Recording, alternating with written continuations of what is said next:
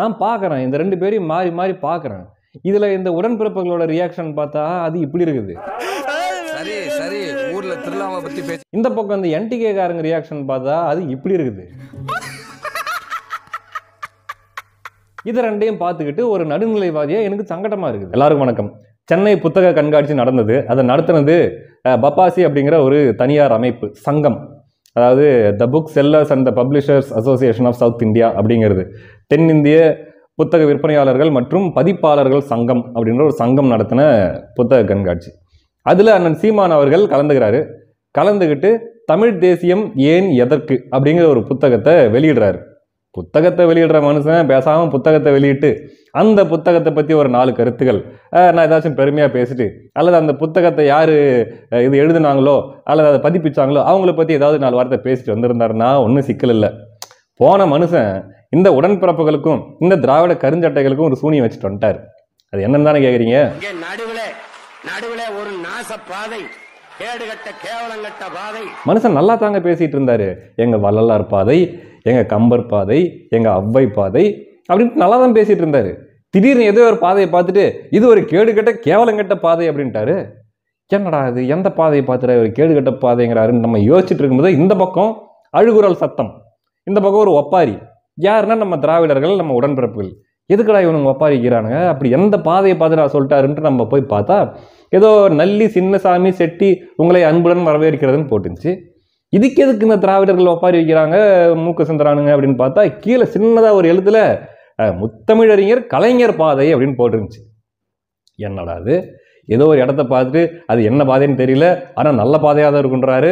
ஆனால் இந்த இடத்துல சின்ன எழுத்துல கலைஞர் பாதைன்னு இருக்குது. இதை மட்டும் எப்படி இந்த மனுஷன் கரெக்டாக பார்த்துட்டு இது கேடுகட்ட பாதைங்கிறாரு அப்படின்னு யோசிச்சுட்டு இருக்கும்போது தான் நமக்கு புரியுது. ஒருவேளை இவர் வரும்போதே வர வழியிலேயே அதை கிட்ட போய் அந்த என்ன பாதைன்னு பார்த்து படிச்சுட்டு இதுக்கு என்ன பேசலான்ற டயலாகையும் ஏற்கனவே மைண்டில் எல்லாம் ஃபிக்ஸ் பண்ணி வச்சுக்கிட்டு திட்டமிட்டு வந்து நம்முடைய உடன்பிறப்புகளை வந்து இவர் துன்புறுத்துறாரு, திட்டமிட்டு வந்து இவர் காயப்படுத்திருக்கிறாருன்ட்டு அப்போ தான் புரிஞ்சு. அதை பார்த்ததுலேருந்து நம்ம உடன்பிறப்புகள் என்ன பண்ணுறதுன்னு அவங்களுக்கு தெரியல. கதறாங்க, கத்துறாங்க. இது நடக்கிறது என்ன ஆட்சி நடக்குது? திமுக ஆட்சி தான் நடக்குது, திராவிட ஆட்சி தான் நடக்குது, ஸ்டாலின் ஆட்சி தான் நடக்குது. ஏன் எந்த நடவடிக்கையும் இல்லை? இவரை ஏன் கைது பண்ணல? ஏன் அரசு இவ்வளோ மெத்தனமாக இருக்குது? எங்களால் முடியல. அப்படியே தோசைக்கல் மேலே கொதிக்கிற தோசைக்கல் மேலே உட்காந்த மாதிரி இருக்குது, கும்பி எரியுது அப்படிங்கிறாங்க. அதாவது ஐயா கருணாநிதி அவர்கள் ஜெயலலிதா அவர்களை பார்த்து ஒரு தடவை சொல்லுவார், கும்பி எரியுது, குடல் கருகுது, குழு குழு கொடநாடு ஒரு கேடா அப்படின்னு கேட்டிருப்பாரு. அந்த கும்பி எரியுது அதைத்தான் நான் சொன்னேன். நீங்கள் வேற மாதிரி எடுத்துக்கிட்டா அதுக்கு நான் பொறுப்பு இல்லை. அப்படி ஒரு பக்கம் இவங்க கதறிட்டு இருக்கிறாங்க, எரிச்சல் தாங்க முடியல அப்படின்டா. அத்தா பெரிய புத்தக கண்காட்சியில் எத்தனை பாதை இருந்துச்சு, அத்தனை பாதைக்கு நடுவில் நாங்களும் எங்கள் தலைவர் பாதை எடுத்துகிட்டு வந்து கெத்தா அங்கே போட்டு வச்சுட்டு பாடுறா எங்கள் குருநாதர் வந்துட்டாரா, அவர் நடையப்பார் உடையப்பார் தலையப்பார் அப்படின்ட்டு நாங்கள் எவ்வளோ கெத்தா வச்சிருக்கிறோம். இந்த மனுஷன் எதையோ எடுத்து சப்புன்னு மேலே அடிச்சு விட்டாரா, எங்க தலைவரையும் கேவலப்படுத்தி விட்டான்டா, எனக்கு எரியுதா அப்படின்ட்டு கதறிட்டு இருக்கிறாங்க நம்ம உடன்பிறப்புகள். சரி, எனக்கு ஒரே பரிதாபமாக இருக்குது அவங்களை பார்க்கும்போது. என்னடா இது இப்படி அழுகுறாங்களே கதறாங்களே அப்படின்ட்டு அவங்க மேலே பரிதாபப்பட்டு இருக்கும்போதே இந்த பக்கம் இந்த என்டிகே காரங்க, நாம் தமிழர் கட்சிக்காரங்க கூப்பிட்றாங்க, அங்கே வா, உனக்கு எரியுதா, உனக்கு கஷ்டமாக இருக்குதா, உனக்கு ஒரு நல்ல மருந்து ஒரு நல்ல நிவாரணம் ஒன்று சொல்லட்டுமா? சொல்லுப்பா. அதாவது அங்கே அந்த புத்தக கண்காட்சியில் ஒரு தமிழ்த்தாய் வாழ்த்து ஒன்று பாடினாங்கல்ல, ஆமாம், அதில் திராவிடம் இல்லையா? என்னது திராவிடம் இல்லையா? ஏன் இல்லை? அது புதுச்சேரி தமிழ்த்தாய் வாழ்த்து பாட்டாம்பா. எது திராவிடம் இல்லாத ஒரு தமிழ்த்தாய் வாழ்த்தா? இது நான் விட மாட்டேன், சும்மா விட மாட்டேன் அப்படின்ட்டு அவங்க கட்சி மேலிடத்துக்கு போயிட்டு இங்கே பாருங்க தமிழ்நாட்டு தமிழ்த்தாய் வாழ்த்து தவிர்த்துட்டு அங்கே வந்து ஏதோ புதுச்சேரி தமிழ்த்தாய் வாழ்த்து பாடிட்டு இருக்கிறாங்க, அதுக்கு ஏதாச்சும் நடவடிக்கை எடுப்பீங்களா? அதுக்காச்சும் சீமான அரெஸ்ட் பண்ணுவீங்களா மாட்டீங்களா அப்படின்னு கேட்டுருக்கிறாங்க. அவங்க இல்லைப்பா, அது அரெஸ்ட்லாம் பண்ண முடியாது, ஏன்னா அது ஒரு தனியார் சங்கம் நடத்தின ஒரு நிகழ்ச்சி, அது அரசு நிகழ்ச்சி கிடையாது, அதனால் ஒன்றும் பண்ண முடியாது.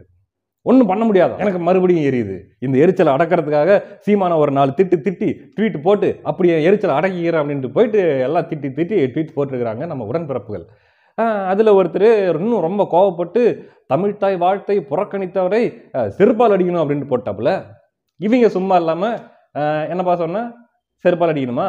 இங்கே வா, தமிழ்த்தாய் வாழ்த்தை புறக்கணித்தவனை செருப்பால் அடிக்கணும் இல்லையா? தமிழ்த்தாய் வாழ்த்தை புறக்கணித்தவரையே செருப்பால் அடிக்கணும்னா இந்த தமிழ்த்தாய் வாழ்த்தையே அசிங்கப்படுத்தி கேவலப்படுத்தி சிறுமைப்படுத்தினவங்களை எதை கவ்வ கொடுத்து அடிக்கிறது? நீயே சொல்லுன்னு கேட்டுக்கிறாங்க. அப்படியா? யார் அப்படி சொன்னது? யார் அப்படி தமிழ்த்தாய் வாழ்த்தை கேவலப்படுத்தினது? உங்க ஈவேரா தான். தமிழ்த்தாய் வாழ்த்து பாடினா தமிழ்த்தாய்க்கு என்ன கொம்பு முளைச்சிருமா? கடவுள் வாழ்த்து வேணான்னு சொன்னா இவங்க தமிழ்த்தாய் வாழ்த்து கொண்டு வராங்க. ஒரு முட்டாள்தனத்துக்கு மாற்று இன்னொரு முட்டாள்தனமா அப்படின்ட்டு தமிழ்த்தாயவே அசிங்கப்படுத்தி தமிழ்த்தாய் வாழ்த்து பாடுறதே முட்டாள்தனம்னு சொன்னதா இவங்க ஈவேரா சொன்னதா எழுதி வச்சிருக்காங்க. ஐயா, இதுக்கு என்ன சொல்ற? இதுக்கு என்ன பண்ணலாம் அப்படின்ட்டு கேட்குறாங்க. அப்படியா, எனக்கு எரியுது, நான் கிளம்புறேன் அப்படின்ட்டு கிளம்ப பார்த்துருக்குறாங்க. அதெல்லாம் முடியாதுங்க, வா, இன்னும் முடியல. நீ என்ன சொன்ன? ஏன் தமிழ்த்தாய் வாழ்த்து புறக்கணிக்கப்பட்டதுனால அவங்கள வந்து செருப்பால் அடிக்கணுங்கிற? தமிழ்த்தாய் வாழ்த்தை புறக்கணிச்சது யாரு? எது உண்மையான தமிழ்த்தாய் வாழ்த்து? நீங்க சொல்ற அந்த தமிழ்த்தாய் வாழ்த்துல முக்கியமான பகுதியா இருக்கிற எது? இந்த பல்லுயிரும் பல உலகும் படைத்தளித்து துடைக்கணும் போர் எல்லையறு பரம்பொருள் முன் இருந்தபடி இருப்பது போல் கன்னடமும் கலிதெலுங்கும் கவின்மலையாளமும் துளுவும் உன்னுதிரத்து உதித்தெழுந்து ஒன்று பல ஆயிடினும் ஆரியம் போல் உலக வழக்கு அழிந்தொழிந்து சிதையாவும் சீரிழமை திறம்பியந்து செயல் மறந்து வாழ்த்துதுமே.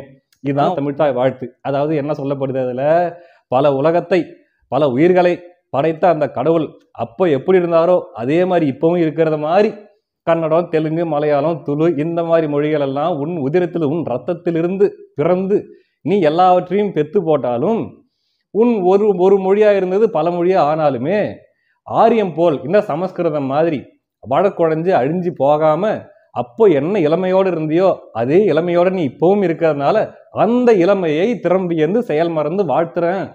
இதுதான்டா அந்த உண்மையான தமிழ்த்தாய் வாழ்த்து. அந்த தமிழ்த்தாய் வாழ்த்தை நீங்க சொன்னீங்கல்ல, அந்த திராவிட தலைவர் யாரை அசிங்கப்படுத்தி விட்டான்ட்டு வந்து ஒப்பாரி வச்சிங்கல்ல, அவர் ஏன் கட் பண்ணாரு? அப்போ அதுல திராவிடனல் திருநாடுன்னும் போது உங்களுக்கு குழு குழுன்னு இருக்குது, உங்களுக்கு அப்படியே ஜாலியா இருக்குது.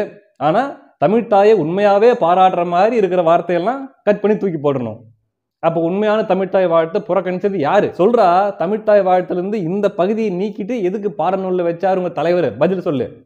அதுல கன்னடம், தெலுங்கு, மலையாளம் இதெல்லாம் வந்து தமிழ்ல இருந்து தான் வந்துச்சுன்னு சொல்லும்போது ஏதாச்சும் உங்களுக்கு குத்துற மாதிரி கொடையிற மாதிரி இருக்குதா? அல்லது இதுக்கெல்லாம் மூத்த மொழி தமிழ்னு சொல்றது உங்களுக்கு சங்கடமா இருக்குதா? அல்லது ஆரியம் போல சமஸ்கிருதம் போல அது வழக்கொழிஞ்சு போகாம இன்னும் அப்படியே இருக்குதுன்னு சொல்றது உங்க பங்காளிங்க யாரையாச்சும் சங்கடப்படுத்துற மாதிரி இருக்குதா?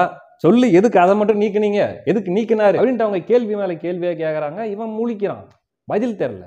என்னடா அது, ஏற்கனவே நம்ம தலைவர் வேற அசிங்கப்படுத்தி விட்டாங்கன்ட்டு நம்ம எரிச்சல் இருக்கிறோம், இவன் இப்படி வேற நம்மளை லாக் பண்ணி நம்மளை அவமானப்படுத்துறானே அப்படின்ட்டு அவன் ஒரு மாதிரி அப்படியே தலை தொங்கி போய் இருக்கிறான். நான் பாக்குறேன், இந்த ரெண்டு பேரையும் மாறி மாறி பாக்குறேன். இதுல இந்த உடன்பிறப்புகளோட ரியாக்ஷன் பார்த்தா அது இப்படி இருக்குது. சரி சரி, ஊர்ல திருவிழாவை பத்தி பேசி. இந்த பக்கம் இந்த என்டிகே காரங்க ரியாக்ஷன் பார்த்தா அது இப்படி இருக்குது. இது ரெண்டையும் பார்த்துக்கிட்டு ஒரு நடுநிலைவாதியா எனக்கு சங்கடமா இருக்குது. என்னடா அது, நம்ம உடன்பிறப்புகள் இந்த மாதிரி ஒரு சங்கடத்துக்குள்ள ஆளாயிட்டாங்களே, சரி அவனை கொஞ்சம் கூல் பண்ணலாம் அப்படின்ட்டு, நீ போய் அந்த பக்கம் அவனை விடாம அவனை கஷ்டப்படுத்திட்டு அவனை மேலும் மேலும் புண்படுத்திட்டு கிளம்பு அப்படின்ட்டு நான் தமிழர் கட்சிக்காரங்களை துரத்தி விட்டு நீ வா அப்படின்ட்டு நீ ஒன்று பண்ணு, நான் உனக்கு ஒரு நல்ல யோசனை சொல்கிறேன். தமிழ்த்தாய் வாழ்த்துல திராவிடம் இல்லைன்னா அது கூட அது போயிட்டு போகுது விடு. நீ என்ன பண்ணு, நல்ல ஒரு நல்ல சவுண்ட் சிஸ்டம்லாம் நல்லா ரெடி பண்ணி வச்சுக்கிட்டு, ஹோம் தியேட்டர்லாம் ஆன் பண்ணி வச்சுக்கிட்டு, கள்ளக்குடி கொண்ட கருணாநிதி அந்த பாட்டு போட்டு நல்லா ஒரு வைப் பண்ணு. அதில் உன்னோட எரிச்சல் கொஞ்சம் குறையும். அப்பயும் குறையல அப்படின்னா உதயநிதி உலகம் போற்றும் உதயநிதினு ஒரு பாட்டு இருக்குது, அந்த பாட்டு போட்டு நீ வைப் பண்ணு, அப்போ உனக்கு எரிச்சல் குறையும் அப்படின்னா. இல்லைங்க, எனக்கு அது ஒரு மாதிரி எனக்கு திருப்தி இல்லாத மாதிரியே இருக்குதுங்க அப்படின்னா. சரி அப்படின்னா இன்னொன்று பண்ணு, கொஞ்ச நாள் வெயிட் பண்ணு, அடுத்து ஏதாவது கழகம் சார்பாக ஏதாச்சும் ஒரு மீட்டிங்கோ அல்லது ஏதாவது ஒரு நிகழ்ச்சியோ நடத்துவாங்க.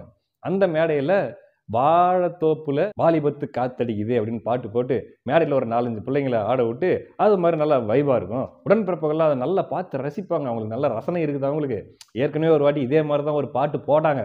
பின்னாடி பாருங்க, உதயநிதி கூட சிரிச்ச மேனிக்கு இருப்பார் அந்த போட்டோவில்.